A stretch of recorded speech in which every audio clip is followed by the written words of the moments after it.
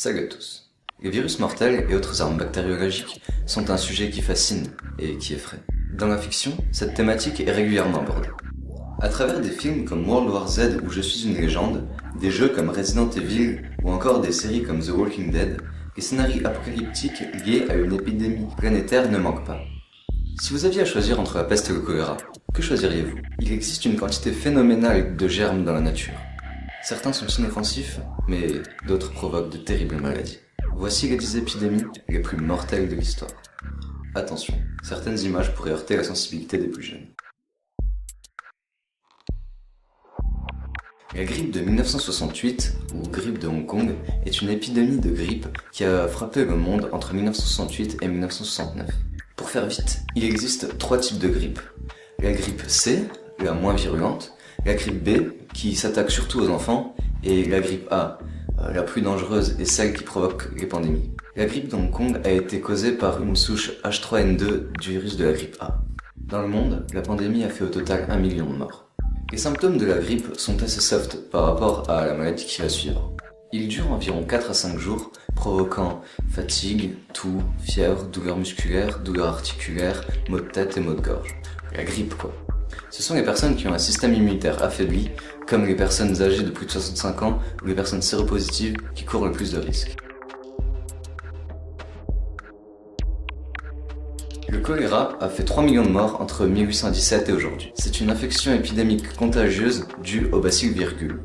Là, au niveau des symptômes, c'est déjà un peu plus hardcore. Les personnes atteintes du choléra sont prises de diarrhées violentes et très abondantes, menant à une sévère déshydratation. Une bonne grosse chiasse quoi.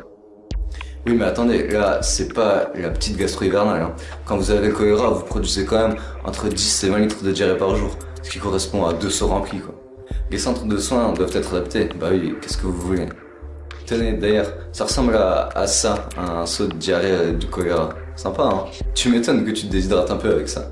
La forme classique peut causer la mort dans plus de la moitié des cas, en l'absence de traitement, de quelques heures à 3 jours. La contamination est orale, d'origine fécale, par l'eau ou les aliments souillés. Le caca c'est délicieux. En France, quelques cas de choléra sont décomptés chaque année. La plupart du temps, la maladie a été contractée à l'étranger. Le typhus est une maladie transmise par les poux. Elle est due à un bacille dont je n'essaierai pas de prononcer le nom. On observe chez les personnes atteintes du typhus des maux de tête violents, une fièvre élevée, des douleurs musculaires, une éruption cutanée, une toux, des frissons, une chute de la tension artérielle, un état de stupeur, une photophobie, des délires. Ouais, rien que ça. Elle est transmise lorsqu'un poux pique un individu contaminé. La bactérie va alors se reproduire dans l'intestin du poux, qui va ensuite piquer un autre individu sain et lui transmettre la maladie.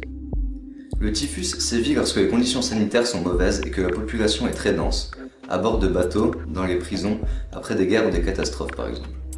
Elle a fait 4 millions de morts entre 430 avant Jésus-Christ et aujourd'hui, et elle existe toujours dans les régions où l'hygiène est mauvaise. C'est la dernière pandémie de peste connue. Elle est apparue dans la province du Yunnan, en Chine, et a fait plus de 12 millions de morts entre 1855 et 1859.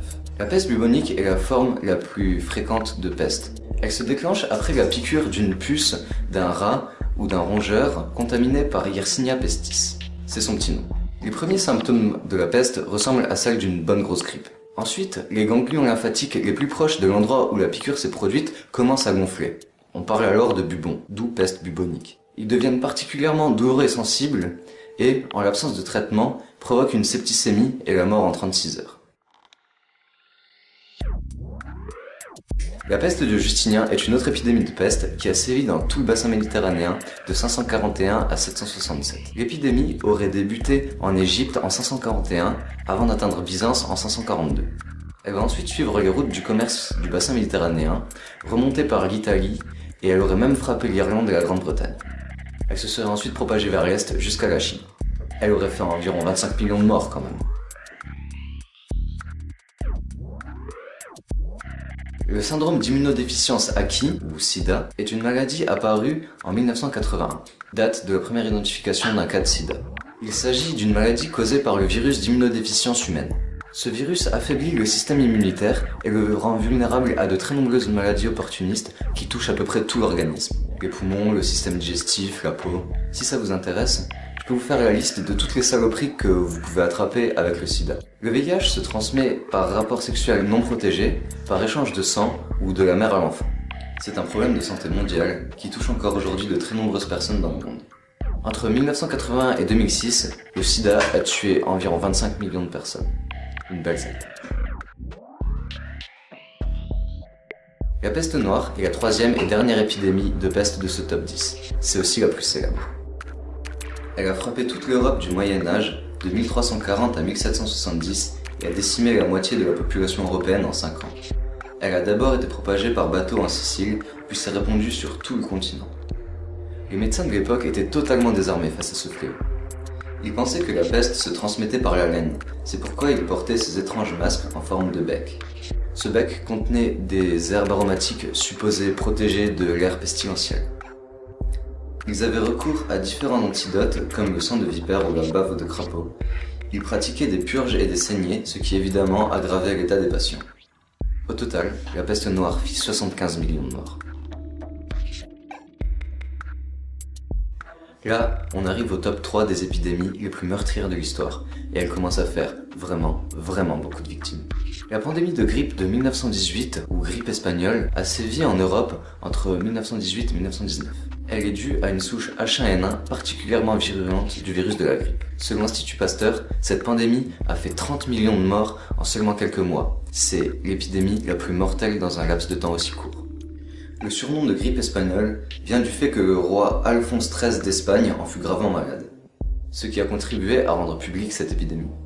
Et puis, seule l'Espagne, qui n'était pas impliquée dans la Première Guerre mondiale, a pu publier publiquement et librement des informations sur cette épidémie.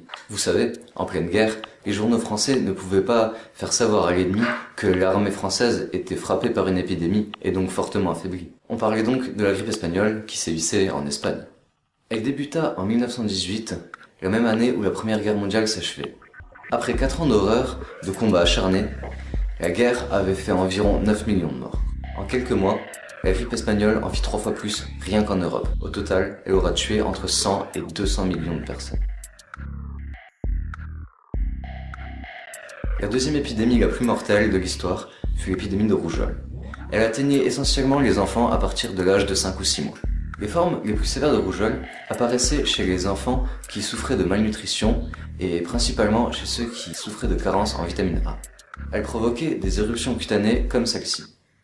En fait, l'enfant ne mourait pas de la rougeole elle-même, mais de ses complications, comme des diarrhées sévères ou des pneumonies. Le virus de la rougeole se transmettait par les gouttelettes de salive en suspension dans l'air. Il peut également se propager par contact direct avec les sécrétions du nez ou de la gorge des personnes infectées. Le virus de la rougeole appartient à la même famille que celui du virus des oréons. La rougeole est apparue au 7e siècle avant Jésus-Christ et a été neutralisée dans les années 60 après avoir fait 200 millions de victimes. Pour finir, voici la maladie la plus mortelle de l'histoire, la variole.